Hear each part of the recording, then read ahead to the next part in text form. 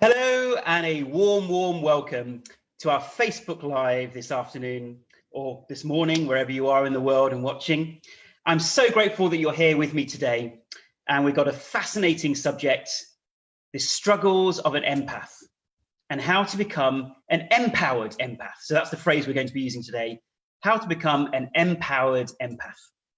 So for those of you who don't know, my name is Ashok Gupta, and it's lovely to be with you today. We're going to say hello to all of you in the second part of our Facebook Live. So this first part, we're going to cover the struggles of an empath and how to overcome them. In our second half, we will say hello to all of you and answer some of your questions as well in a separate Facebook Live. So this is a topic that a lot of you have written in and you've wanted me to talk about. So it's been a long time in the making.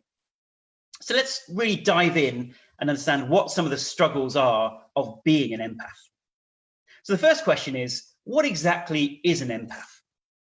Well, an empath is somebody who finds it very easy to pick up on the emotions, whether they be positive or negative, of another person, and not just pick up on them, then sense them, then actually experience them. Yeah? The ability to empathize, to understand someone else's emotions, and actually be with them to such an extent that you actually experience them yourself. So that's the definition of what it means to be an empath.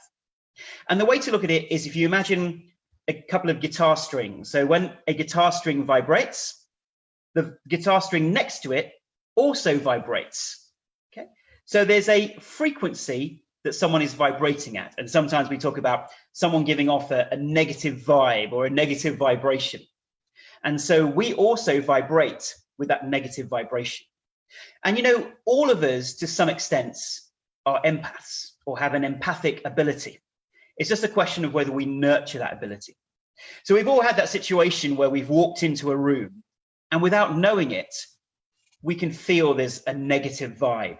We've not even spoken to anyone or even seen anyone's face, but we can pick up on that negative vibration that we see or feel in that room. And empaths are people who are constantly picking up on the vibrational quality around them, whether that be from people or the world around them, or even animals or nature. They have that degree of sensitivity. And of course, being an empath is something to be celebrated. It's not a negative thing. However, if we are what I call a disempowered empath, there can be some negative consequences to being an empath. The main one being, we can't help but take on the negative vibrations and negativity of other people around us. So that's what we're really going to talk about today, the downside of being a disempowered empath. And during our conversation, we'll be talking about how we can transform into an empowered empath. So have all of the upside without some of the downsides of that skill or that quality. So there's a couple of friends that I want to introduce you to who've been dying to get on screen and be in one of our Facebook Lives. So there are lovely actresses who will be joining us for the rest of today's session. So I'd like to introduce you to a couple of my friends. We have Anita, the empath, and we have Jess, the princess. Okay, so they'll be joining us today to demonstrate some of the transformations that we're going to be talking about. Yeah, very surreal moment on Facebook Live here, but hopefully you're still tuning in. So Anita is someone who is an empath, who has that empathic quality, the ability to pick up on other people's vibrations and emotions and to actually feel them herself. And Jess is somebody who is going to play the role of the negative person or the toxic person, or the person who's always talking about themselves. So Anita and Jess are friends and they meet. And of course, when we're talking about being an empath and the negative consequences, these can be in friendships, these can be in work situations, these can be parent-child interactions. So that empathic ability can demonstrate itself in so many of our relationships. So Anita and Jess are actually friends. And when they meet, Jess is somebody who has a lot of things going on in her life and wants to complain about them, blame other people, and is in generally a very negative mood. Now, of course, we all have people who need our support in times of need. But there are people in our lives, and these can be our partners, our parents, our friends, who seem to be completely negative a lot of the time, or partially negative a lot of the time. And so Jess is one of those people who gets lost in her negativity. And so she's talking about all the difficulties that she's having, financial problems, her partner's left her, she's finding life a challenge, she just thinks things aren't going her way. And Anita comes along and listens, but Anita loses the light. And what I mean by that is, normally she's in her light. She's a very intuitive person. She's quite spiritually advanced in some ways. But when she's with Jess, she loses it and becomes what we call enmeshed. Enmeshment means she now picks up and experiences those very emotions which Jess is experiencing. It's almost like she's offloading those emotions to Anita. And sometimes that can be because when Jess is talking about her problems, sometimes she triggers those same feelings and emotions in Anita, which triggering her own emotions, her own issues. Sometimes it's simply because everyone we meet, we're exchanging energy with. So when these two people meet, Jess's vibrations get picked up and are transferred over to Anita. There's that exchange of energy. And in that moment, Anita normally is quite a compassionate, aware person, but she loses that awareness. She loses that stillness. She loses her light, and she gets lost in Jess's problems. And the energy gets transferred from Jess to Anita. Anita then feels that stuck energy inside her.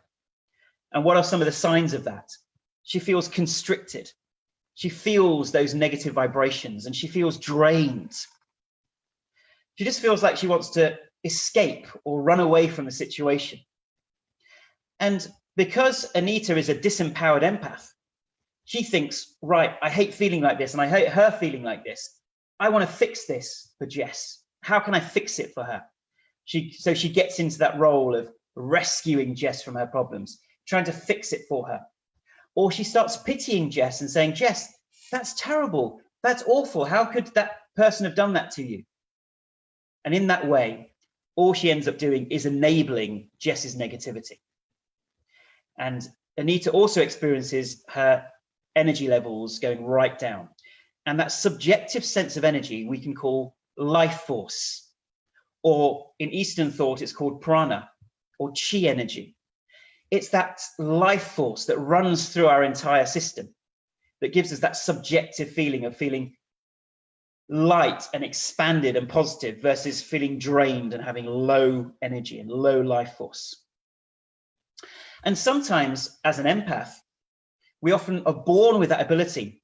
But if we've been through challenging childhoods, that can mean we learn to be hypervigilant to other people's emotions. We start to worry about what other people are experiencing. And if we've had dysfunctional family relationships, we can begin to think that we're responsible to fix everybody around us, especially if we're the children of parents who had addictions or were abusive in some way. Then as an empath, we become highly disempowered. And we can become a helper. Some of you who follow the Gupta program, which is my treatment for chronic conditions, chronic illnesses, you will know that we use Anita as the helper role, or the helper personality trait. Or we become the approval seeker, and therefore empathically are constantly picking up on other people's vibrations. Yeah? And some of the symptoms of this can be that longer term, if we remain as an empath, a disempowered empath, taking on the negative vibrations of people around us, it can make us anxious and depressed. It can mean that we feel a victim of other people's negativities. And we feel that the world is a dangerous place or a bad place. And we start withdrawing from the world. So sometimes we start withdrawing from social situations or places where we can be in the light and demonstrate our power. We become disempowered. And worst of all, I've seen many people who have this empathic ability who then become cynics. They become negative themselves. And they start withdrawing from the world, seeing the world as a negative place, and they become cynical about the world, cynical about people.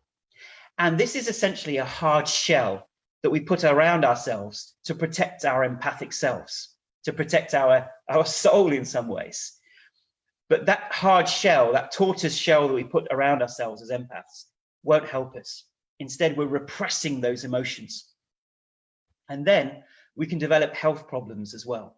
So many empaths start developing certain health issues, and some of them can be things like ME and chronic fatigue syndrome, fibromyalgia, other kinds of sensitivities or other types of illnesses, which we treat using the Gupta program. And so many of my patients suffer from these disempowered empath qualities, which is why we're doing this Facebook Live. Now, how can we move from being a disempowered empath with all those negative aspects or draining aspects to being an empowered empath? Well, let's have a look at the situation that we're in. So let's rewind. Jess has come forward and is speaking in a very negative way, in a toxic way, and literally sucking the energy out of Anita. We sometimes call them energy vampires. When Jess is expressing these, it isn't the real issue. Yeah? Often we're not really expressing the real issue. The biggest problem that we have as humankind is our inability to resolve our emotions, our inability to express them, our inability to dissolve them. And that's why things like meditation and breathing and having a good close network are very important to be able to resolve our emotions. And so often negative people underlying it, they have some toxic emotions stuck within them, such as grief or sadness or shame or guilt. And Jess, at a deeper level, wants to resolve those deeper emotions, but she doesn't know how to.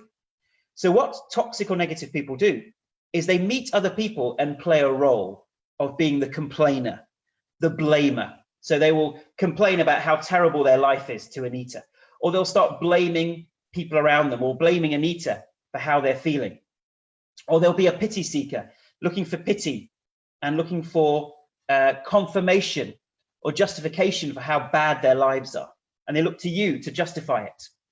Or they keep talking and talking and talking about themselves and never show any interest in you, because at some level, they're looking for you to give them a sticking plaster. Jess thinks, if Anita shows me some positivity and some sympathy and buys into my problems and gets enmeshed with me, then I temporarily feel better. But it's not authentic. It's not an authentic way of resolving that underlying emotion that Jess has. Jess wants to resolve that underlying emotion, but she uses being negative, being disempowered, complaining and blaming as a way of temporarily trying to justify how bad her life is, or making excuses for themselves. So often blamers and complainers make excuses by feeling negative. Okay, they can play the drama queen, literally.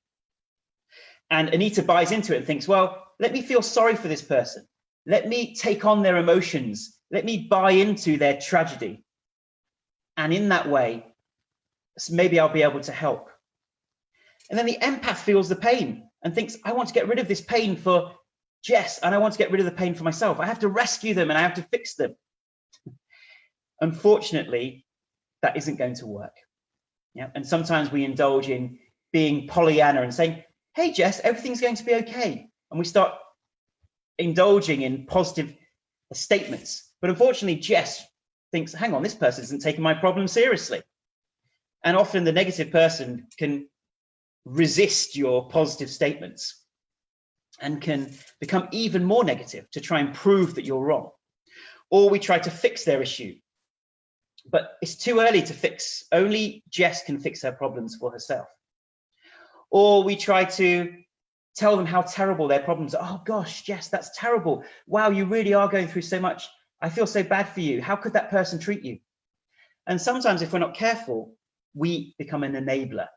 We start enabling their victimhood and that victim mentality by telling them and confirming to them how bad their lives are. And in doing this, we've stepped out of that strength, that witnessing awareness, and got lost and enmeshed in their problems.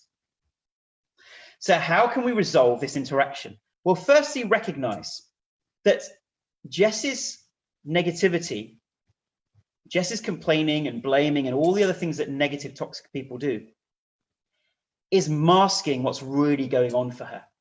And when we recognize that, instead of getting lost in their problems, it's easier to feel compassion for what they're going through, because underlying it is an emotion, a strong unresolved emotion. And those of you familiar with the Meaning of Life app, you'll know that unresolved emotions are one of the 4 conditionings that we talk about. So there's an unresolved emotion within Jess.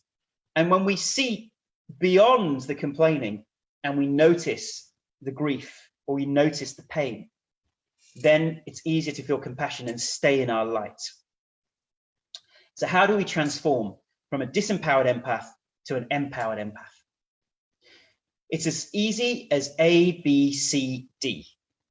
Okay. So this is a process that we can go through and we notice ourselves getting drained by negative people around us. A stands for awareness and acceptance. So first of all, instead of getting lost in that negativity and lost in Jess's pain, instead, we become aware of what's going on inside of us. So we say to ourselves, okay, how am I feeling right now?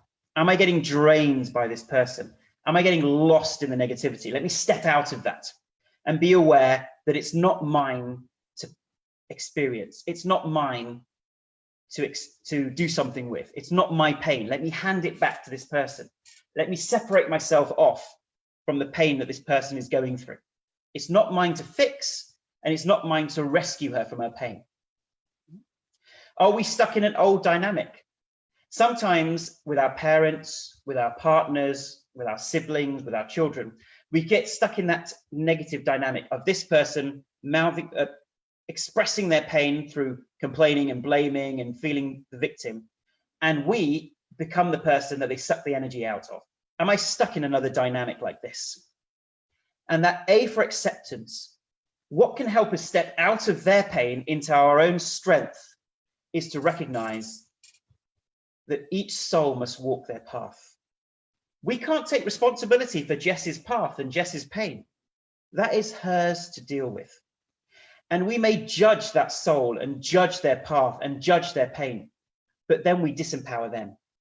Because at a deeper level, we can have a philosophical understanding or a philosophical perspective that each soul must walk their path and experience the ups and downs of life, because that is what they've chosen at a deeper level. We can't interfere with that. We can support their healing through that, but we cannot judge their path. And when we recognize that, then we stop trying to fix them or rescue them, or we stop resisting their pain and thinking how terrible what they're going through. We recognize that they are there to walk their path, and we can support and help them in whatever way we can, if they ask for it. Yeah. Each soul is strengthened through the challenges that they go through. So let's not judge that. It shifts them and elevates them to the next stage in their conscious evolution or unconscious evolution, whatever way it may be. So that's the first thing. Awareness of what's going for us and stepping out of that, and acceptance for what they're going through and saying, this is not mine to heal. This is theirs. Return to sender. B stands for boundaries and self-care. In this moment, am I able to step into my own light, or do I need to have some space from this person? Empaths do need their own space. They can't be around people who are too negative for too long, because inevitably they pick up on the vibrations. So it's having boundaries with that person, having space. And in general in life, empaths can be highly sensitive people, or HSPs. So it is important for them to regularly recharge in nature. You know, we charge up our phones, right? But if we aren't charging ourselves up in nature or regular meditation, then we're running our battery at 20%. And when we've got low prana, low life force, low chi energy, when we're around negative people, it'll be much easier for them to pull us down and drain our energy. So maintaining the light means that self-care of regular morning and evening meditation. And as many of you know, we have a free not-for-profit app called The Meaning of Life Experiment, with lots of great 10 and 20-minute meditations. And it'd be lovely if you haven't already, you can start a regular program of meditation And you will notice how that really supports your ability to heal mentally, physically, and emotionally, and also your ability to handle negative people around you. And what goes with that is obviously eating healthily, getting good sleep, making sure you engage in positive, uplifting pursuits instead of negative things, and spending your time around positive people. But we can't do that all the time. We will obviously encounter negative people, or people who've got a lot of things going on in their lives right now, a lot of issues. It doesn't mean we hide from them, but can we stand in our power? So B for boundaries and self-care, very, very important. And our ability to say no. Sometimes as empaths, we think we have to say yes to everybody and take on their situation and rescue them. But sometimes we need to say no to protect our boundaries. C stands for conscious compassion. Now that we've stepped out of their negativity into our light, how can we make sure that we're consciously compassionate rather than unconsciously compassionate? Unconsciously compassionate means we get lost in their story, in their tragedy. We're buying into it. And we're unconsciously attempting to be compassionate, but instead we're lost. We've got sucked in. Consciously compassionate means staying in the light and observing what's going on for Jess.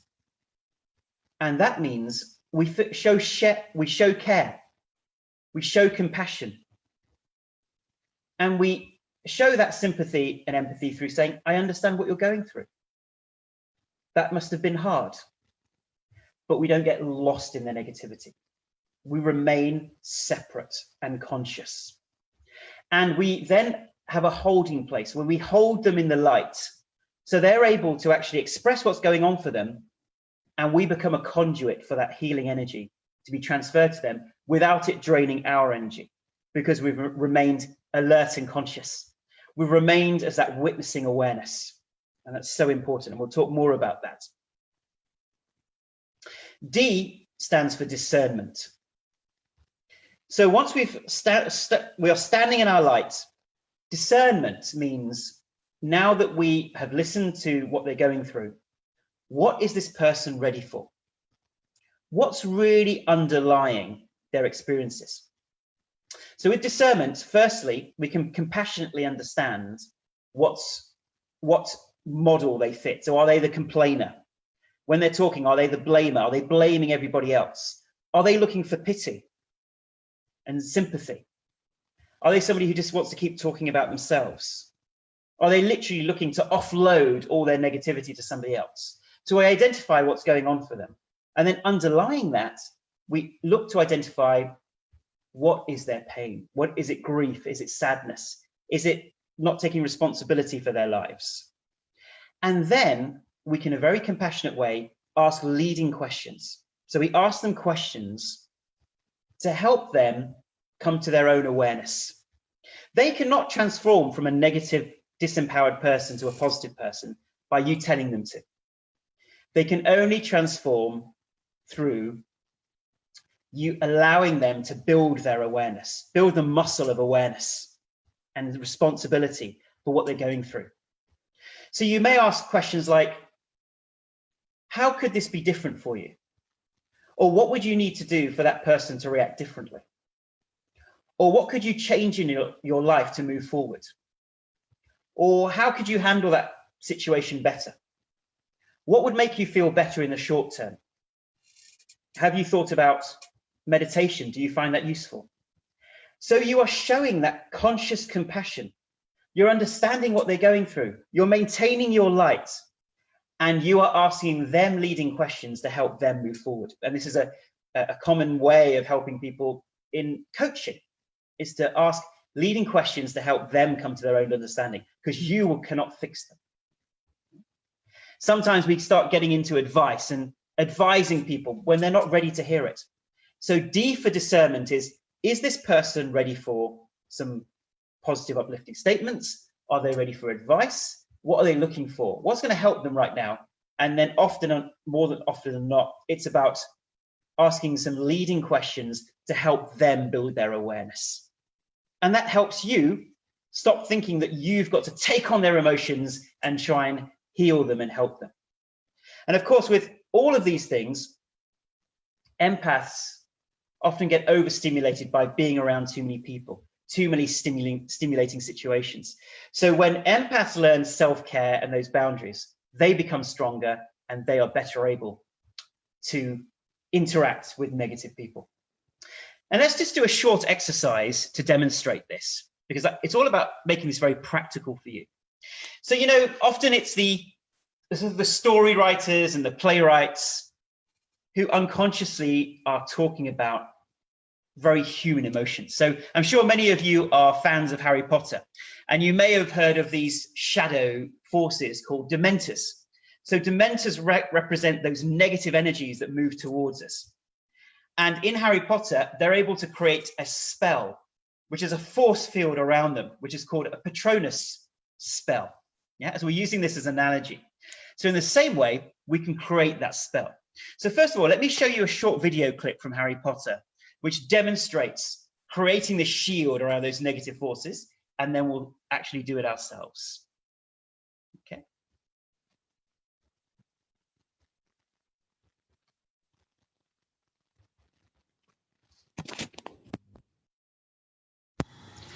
Okay.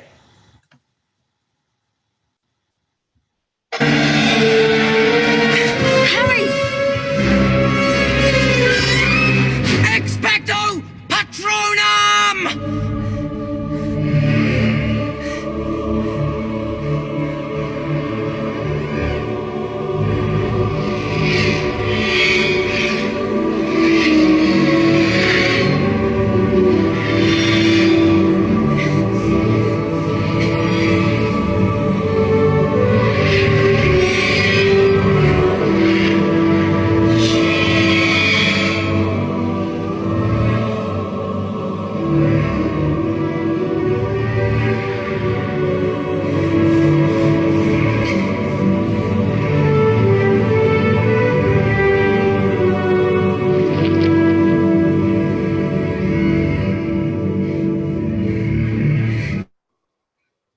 Okay. So that Harry Potter clip is a great example of where we can actually create this force field around us to protect us from those negative energies. So let's just very briefly do this right now using the ABCD. So what I'd love for you to do, if you're an empath, is to just close your eyes, and we'll go through this exercise. And this is something that then you can repeat when you're around others. So let's just close our eyes. So when we notice ourselves getting drained by other people's negativity, the first thing to do is take a deep breath in and go into that awareness. So we breathe out. So we breathe out that person's negative energy and surrender it to love. To imagine a representation of love in front of us. So let's take that slow, deep breath in and breathe out those negative vibrations and negative energy and say, this isn't mine. This isn't mine to hold on to. And we surrender it to a representation of love. And that to you could be the universe, or Jesus, or Krishna, or a pet, or a partner. Something that represents love to you, you surrender it. And in that awareness, we become aware of what was going on for us. Were we buying into their story too much? Or were we resisting their pain and what they were experiencing? Or were we trying to fix it for them? What made us get lost in their energy field? So there's that awareness. And there's also awareness of what they're going through. Are they a complainer, a blamer, somebody who doesn't take responsibility? And what's the underlying emotion for them? And we accept. So A is also for acceptance. We accept what they go through. It's okay for their soul to walk this path and for them to experience pain and suffering. That is for them to experience. That is not my responsibility to hold on to. So A is awareness and acceptance. B is for boundaries and self-care. Is this now a situation that I need to remove myself from?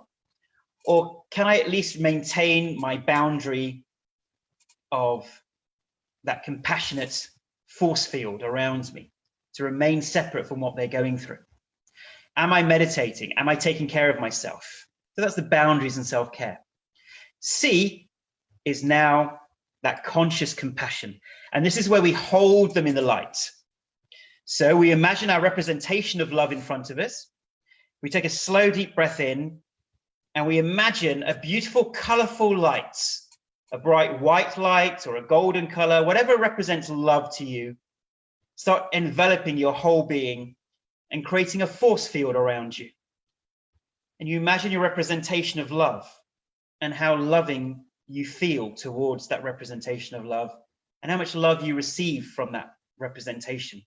You fill yourself up with a representation of that feeling. You're glowing with that force field and you smile. And in that compassionate space, you observe what the other person is going through and you empathically pick up and are attuned to their vibration, but you don't take it on. It doesn't bring you down. It is separate to you and is there to hold. And with that compassion, you're able to observe which category they fit into and observe what's underlying it. What emotion or unresolved grief is what's really bothering them. And as you hold yourself in that light with a big smile, double the energy. So imagine that grounding, powerful energy engulfing your whole being, creating a force field around you, and their negativity just bounces off your force field. And that colorful energy keeps rising through your body and circulating and creating that beautiful space for you. And in that space, D stands for discernment. What is this person ready for right now? Are they just offloading? Are they just playing the victim? How can I support them the best way? Do I just listen with a sympathetic ear without getting lost in it and just show some empathy? Or do I ask them leading questions? Are they ready for that? And ask them, how can you make this better? Or what could you change that might make the situation more positive? Or what do you need right now to move you forward? And holding on to that beautiful light in that way, instead of them bringing you into your vibrational field or their vibrational field and bringing you down, instead, they're able to begin to create their own connection to source, building their awareness that they've got lost in that negativity and how could they think about this positively. And in that way, as an empowered empath, you bring them into the light, you enable them to become more aware, and you're able to share that beautiful gift with this person without it draining your energy. You're able to put your own oxygen mask on before you help others. And now just take a slow, deep breath in and breathe out. And just gently open your eyes. Good, welcome back. So I hope you found that exercise useful. And I hope you now have been able to recognize why people go into their negativity and why we as empaths seem to get lost in that story. And now what you can do about that. So we've talked about how you're now able to do the ABCD. A for acceptance and awareness, so being aware of what's going on for you and being able to change that response, accepting what they're going through and separating yourself off, realizing it's not your responsibility to take it on or heal them. B, boundaries and self-care, so keeping your energy levels up as much as possible. C stands for compassion and being in that conscious compassion so that you're able to be a holding space of light for them so they don't get lost in their negativity. And D stands for discernment. So discerning what they're ready for to move forward. And as I said, the number one thing to help us, if we're empaths, is to make sure we meditate regularly. So moving on forward from here, I'd love for you to try the Meaning of Life Experiment app. You can go to the App Store or Play Store, type in Meaning of Life Experiment, and be able to download the app and experience something that can really keep you in your light, keep you connected to source, give you that strength to keep the positives of being an empowered empath without the downsides. So let's go out there. Let's be the light. Let's be a light worker for those around us who need that upliftment through our magnificent and powerful empathic ability. Thank you for watching.